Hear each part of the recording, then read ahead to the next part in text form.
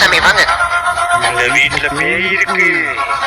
யோ, இந்த வீட்டுல பேய் இருக்குன்னா உன கூப்பிட்டது ஐசியமா இப்பதான் கண்டுபிடிக்கிறியா நீ?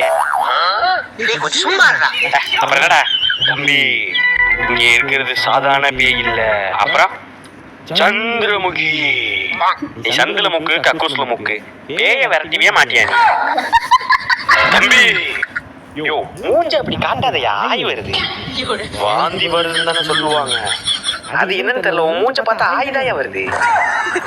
தம்பி, உனக்கு நான் யாருன்னு தெரியல. பேய விரட்டிட்டு வந்து நான் யாருன்னு காட்டுறேன். A few minutes later. தம்பி இங்க வா.